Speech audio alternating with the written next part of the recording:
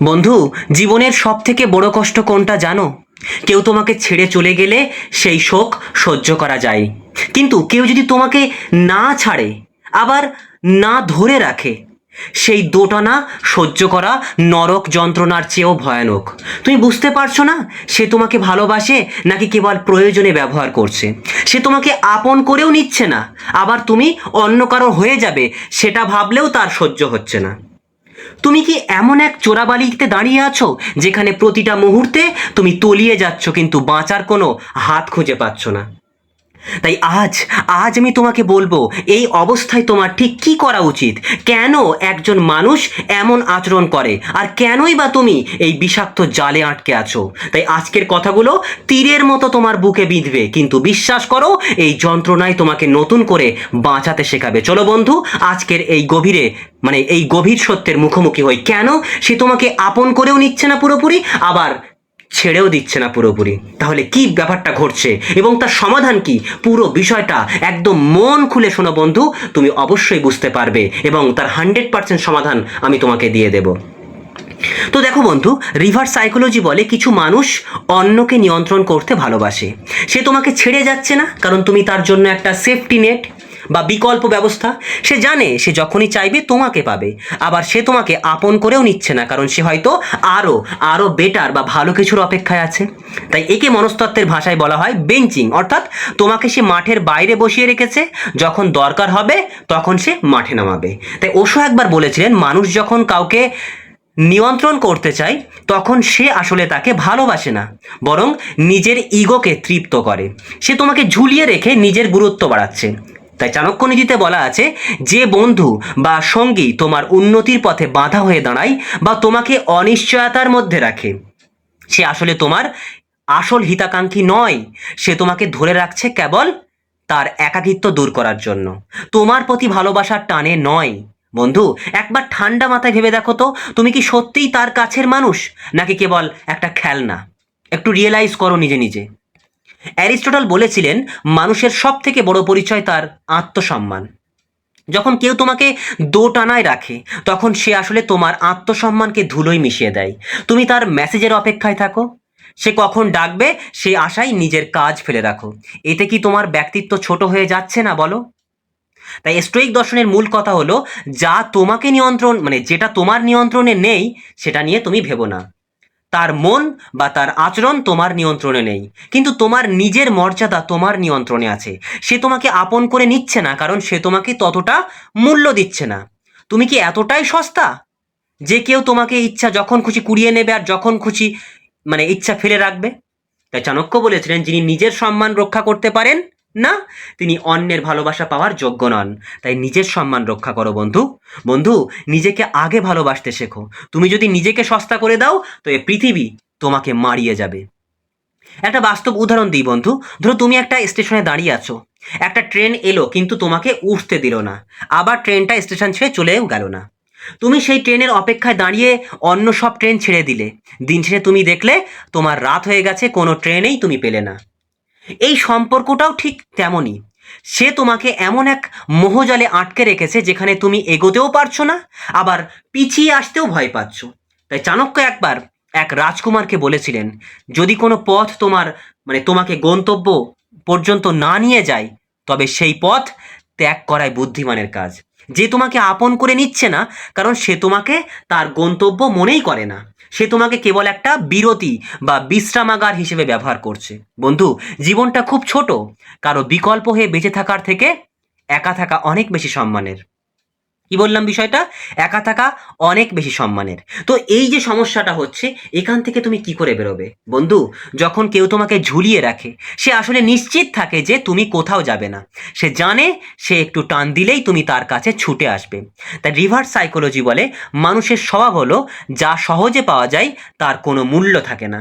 তাই চাণক্য বলেছিলেন, সাপ বিষাক্ত না হলেও তাকে ফনা তুলে ভয় দেখাতে হয় যাতে কেউ তাকে মারতে না আসে।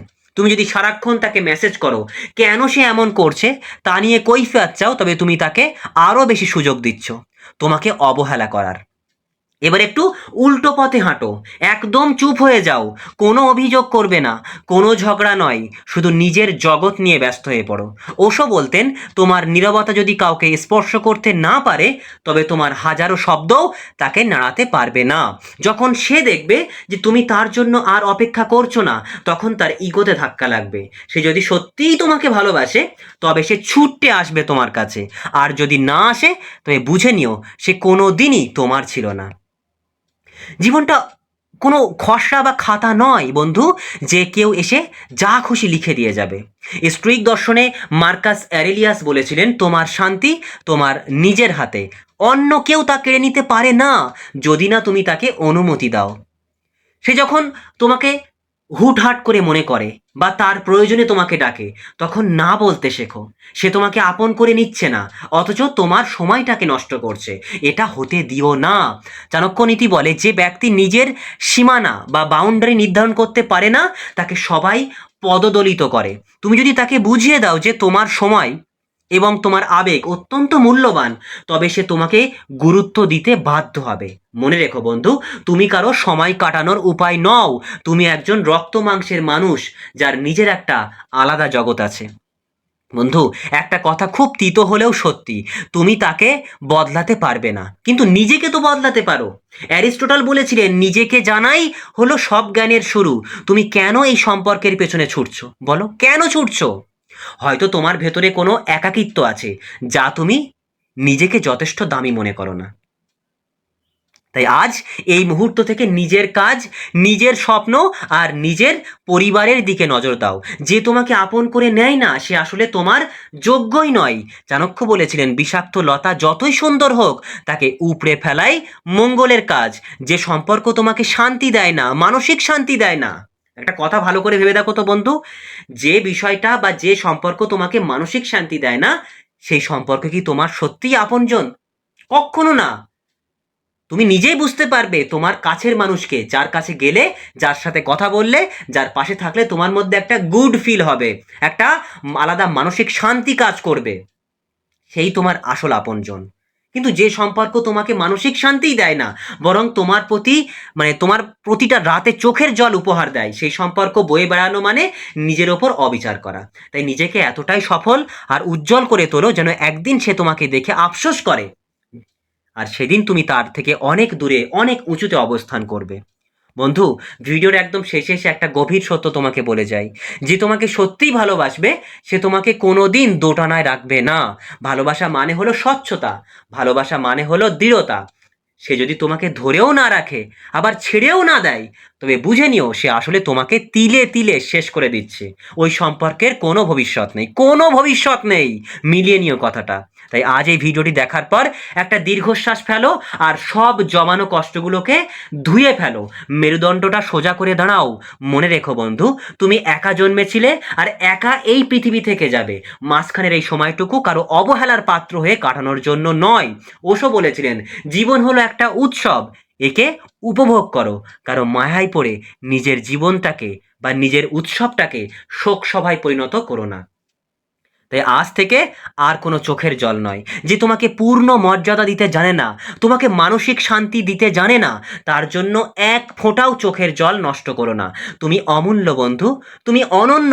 নিজেকে এমন জায়গায় নিয়ে যাও, যেখানে পৌঁছানোর যোগ্যতা যেন তার না থাকে।